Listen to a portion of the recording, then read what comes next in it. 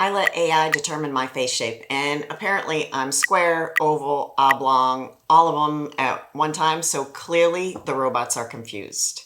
So in this video, I'm actually going to show you how you can determine your face shape the way a pro would, so that you can learn how to enhance your beautiful over 50 features. Hey queens, I'm Amy, and by day I live in the corporate world in the tech space, and by night I'm a certified makeup artist, skincare nerd, and beauty educator. I love mixing real-world makeup with a little smart tech magic for us beautiful women over 50. If you watched my last video about eye shapes, you know we're building your personalized beauty blueprint. Today we're going to zoom out just a bit, and we're going to talk about your face shape and how you can change it subtly through the use of makeup, whether it be contour, blush, even the way you shape your brows can make a difference. And because I love blending beauty and technology, of course, I had to find a way to see if AI could determine my face shape. And let's just say that AI and I did not 100% agree on that. Understanding your face shape is one of the easiest and most simple ways to make your makeup more flattering. Once we hit midlife, we've seen it, right? Our face changes. We start to lose fullness.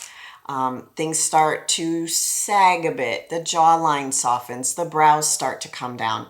And suddenly the blush placement or the contour placement or the bronzer placement that we've been doing all along just doesn't look the same. Knowing your face shape helps you to bring back proportion and lift. Not about changing your features, but by understanding where to enhance your already beautiful face. Not by changing your features, but learning where to enhance what's already beautiful just by simple placement techniques. So I went on the hunt for an AI-based face analyzer, and there's a whole bunch, whether you're an Apple user, an Android user, or even looking on the web, there's a ton of them out there. So I must have tried 5 or 6 different ones.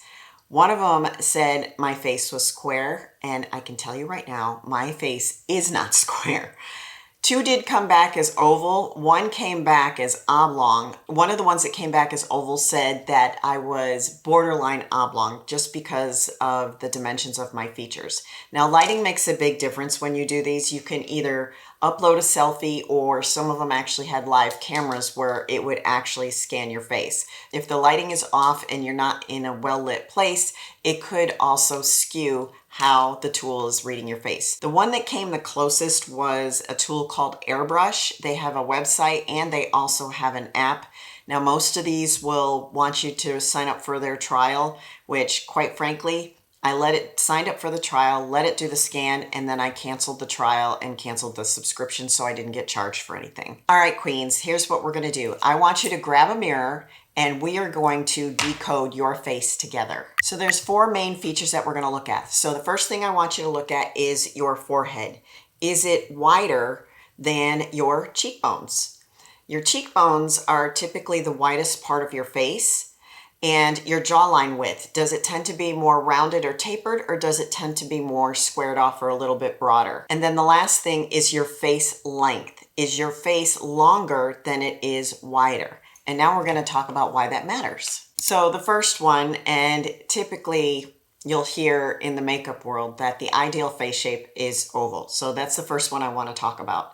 So that means that your face is slightly longer than it is wide, and has soft rounded edges, and it's very balanced in proportions. So think of, say, Julia Roberts or Meryl Streep, right? Your face tends to look more balanced and symmetrical. Whereas if you're round, you tend to have fuller cheeks that are equal width and length, and a very soft jawline. So you can think maybe Drew Barrymore is a good example of that, or Chrissy Metz. The features are soft and there's like a youthful fullness to the face. Now, square. So a square face shape is got a strong jawline, and you'll see that there's equal width. They tend to have a broader forehead, and you'll see equal width across like the forehead, the cheekbones, and the jawline. So Sandra Bullock is a good example of that. It's very structured, it's confident, and quite frankly, the square shape photographs beautifully from every angle. So then we have the heart shape, and usually heart shapes you can pick up right away because they tend to have a wider forehead that tapers down to a much softer, sometimes pointy chin. Reese Witherspoon is an excellent example of heart-shaped, and Jennifer Love Hewitt, I believe, is also a good example of that. Reese, you can really see it in her jawline, but they also might have really high, tight cheekbones as well. Now, the diamond typically has narrow forehead, narrow chin, but tends to be a little bit wider in this cheekbone area. Halle Berry would be one that has more of a diamond face shape. Megan Fox, I think, might have a diamond face shape as well. It's more about striking symmetry and definition that define this type of shape. Another really interesting face shape is oblong or rectangle. So think of the face being much longer than it is wider. And a great example of that is Sarah Jessica Parker or Tilda Swinton as well.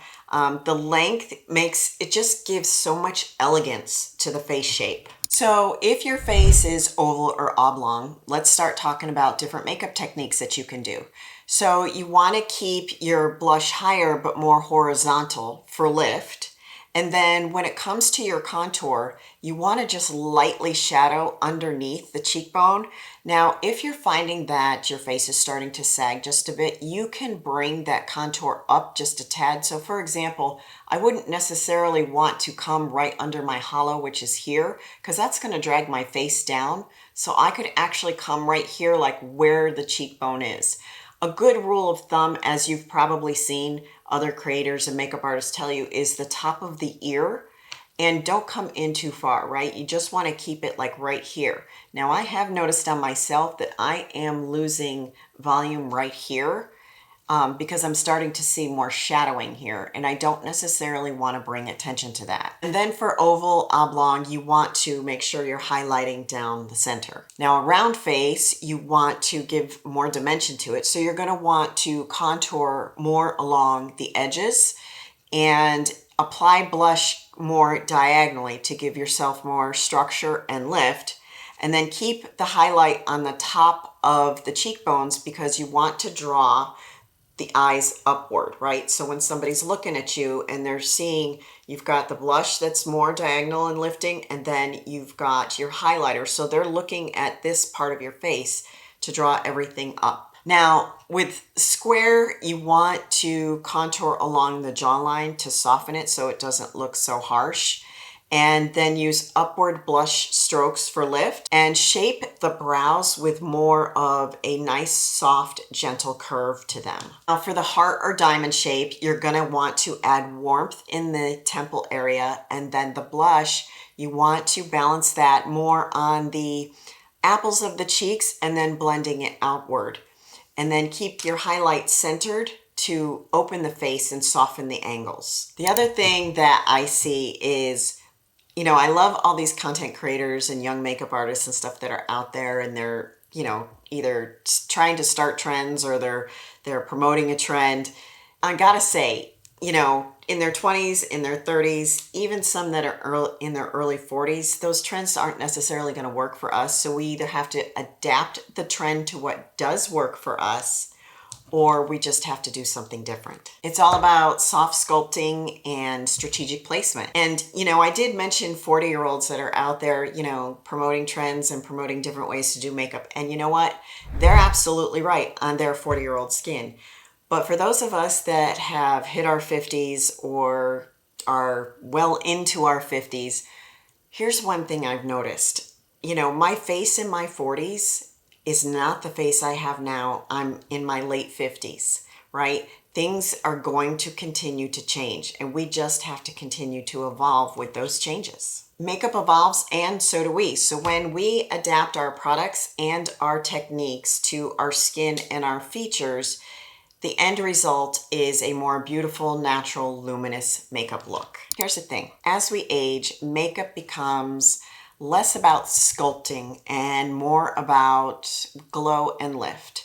You know, AI can read geometry, but it can't read who you are. It can't read texture.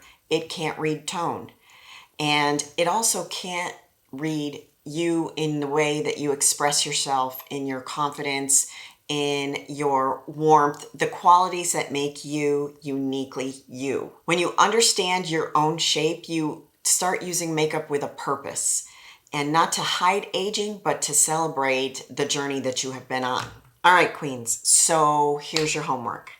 I want you to take a selfie, and you can either try the Airbrush app, or if you find another app that you want to try that's free or just has a 7-day trial, go ahead and try it out and put down in the comments what AI said your face shape is. And then I want you to take some of the techniques and tips that I gave you in this video to try and determine if you agree with what AI tells you.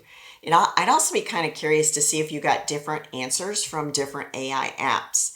Now, as silly as this may sound, you can actually take one of those flexible measuring tapes and you could measure the width of your forehead, measure the width of your cheekbones, measure the length of your face, and you can determine your face shape that way. If this helped you, hit like, subscribe, and please leave a comment. Share this with your over 50 bestie who may still be battling with the same things that you are. And remember, my queens, the one thing I always say, the best beauty tool in your arsenal is the one that you'll actually use. So until next time, stay curious, stay confident, and keep glowing.